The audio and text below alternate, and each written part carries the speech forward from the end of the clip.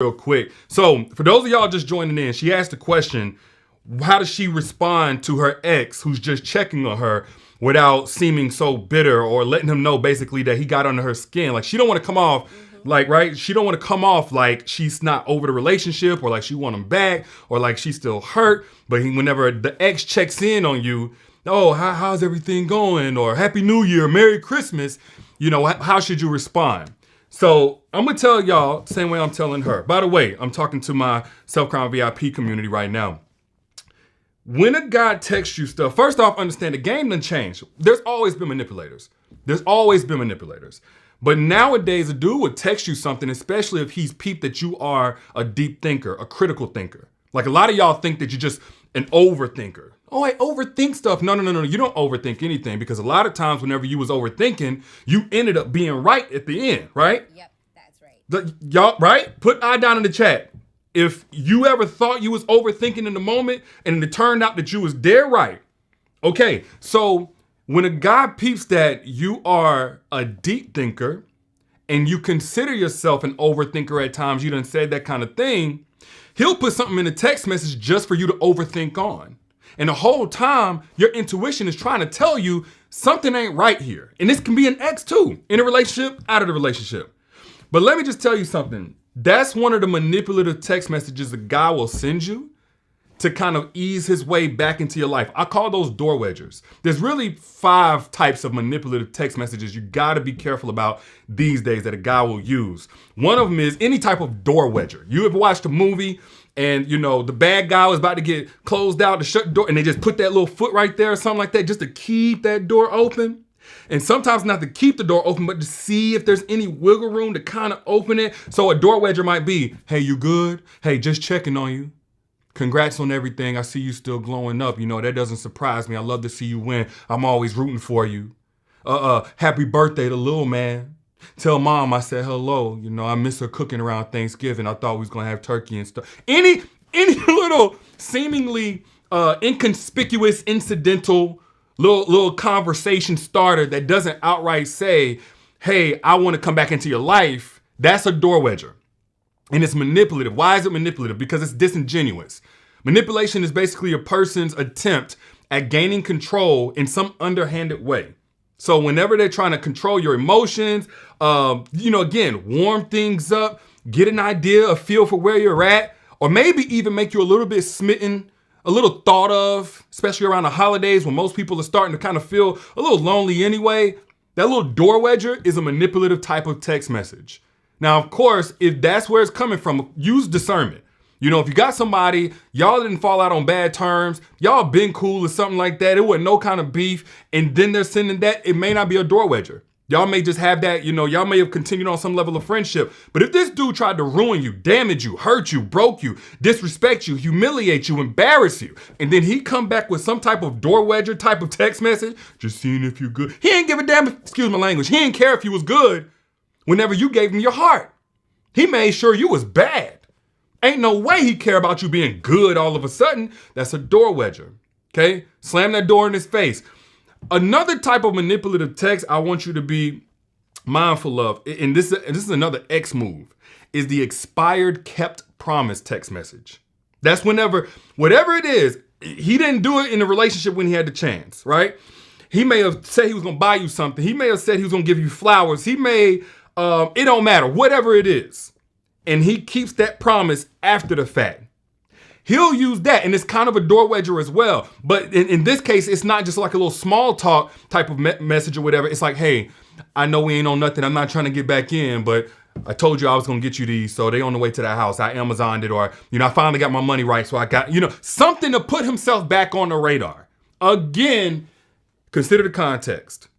If he had a pattern of not keeping promises whenever you were his, whenever you were trusting him and relying on him to keep those promises, he ain't all of a sudden got this new commitment to life and, want to make sure that he's just this Boy Scouts honor on everything. He's doing it for a purpose. He's doing it for a reason. He's doing it to warm you back up to him. He's doing it to try and restore, try to revive some type of credibility, some type of lost respect that maybe, was there in the relationship, which would be fine if he did it while he still had the chance. If he had to learn what he had by losing it first, what you think gonna happen next time you get back with him? He gonna lose you and do all the things to lose you all over again. And in the process of him losing you, guess what? You lost yourself. It cost you something for him to learn that lesson the hard way, right? So that's another one. That's the second type of manipulative text message I want y'all to be careful of. Y'all too. For those of y'all just coming in, one of my Self-Crown VIP members, she's also a part of the Big Brother Advice podcast community, asked, like, how does she respond to an ex that's not trying to necessarily get back with her? He ain't hitting her up, booty call hours. He's not trying to have sex with her, nothing like that. How does she respond without letting him know, or giving the notion that she's still not over him? She wants him back, or that she's bitter, angry, etc. Because she don't want to just shut him down.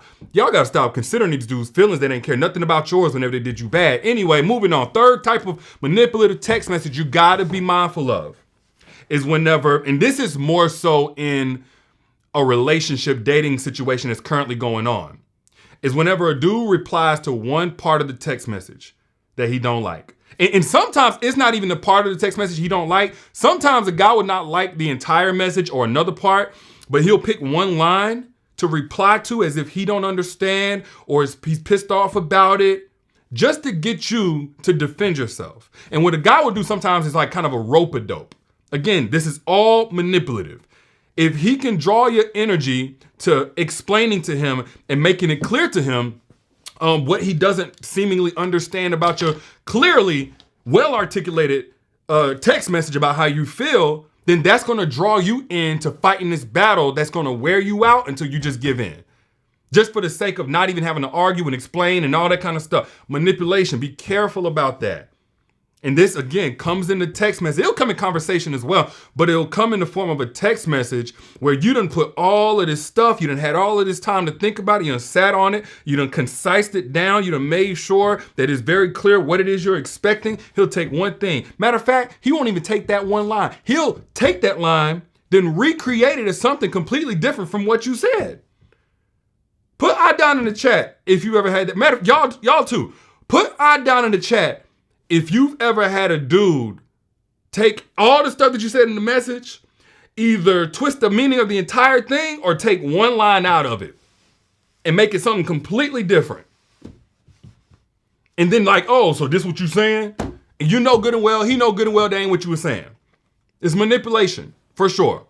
Another type of manipulative text message you got to be careful about is whenever a dude says, and I talked about this before, but a dude says, hey, if that's what you want. Look, there are times where, of course, we all are letting the person know, I'm not going to take ownership of how you are choosing to see a situation or react to a situation. Nothing wrong with that. Use your discernment, use your intuition. Everything I'm saying, you have to use context, okay?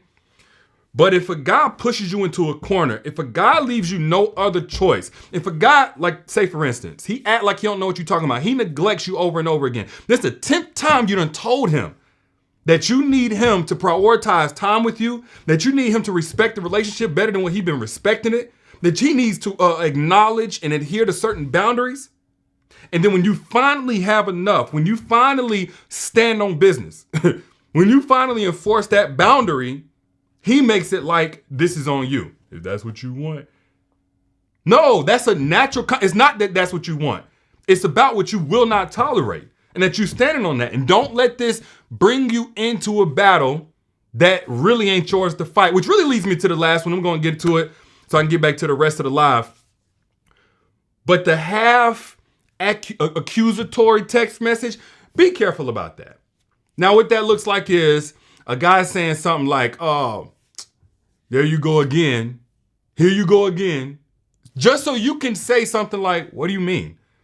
Oh, here you go. Like, oh, you funny. Oh, that's how we moving? That's how we moving?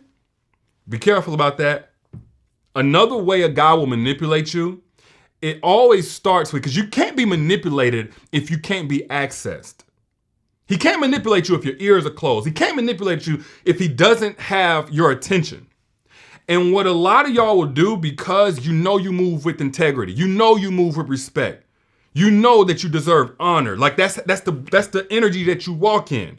A guy will come after that. That's why I don't always say, oh, reputation is everything. A dude will leverage the fact that you want to protect your good name and protect your good intentions to bring you into a battle just to start the process of wasting your time. Now he can fake not understand or fake have the wrong conclusion about something that you did. And that can seemingly fix all the problems that, y'all have been having between each other. So what he'll do is he'll fake or half accuse you of something. And he'll make it half because, of course, if he had a valid case for how he felt or what you did that was so wrong, he would clearly communicate it just like you did. But what a dude would do is he'll do something like you have done nothing. Oh, you funny. Here you go again. I can't believe you. He'll just say something like that and leave it. Guess what? You leave it too. He want to leave it halfway. You leave it no way.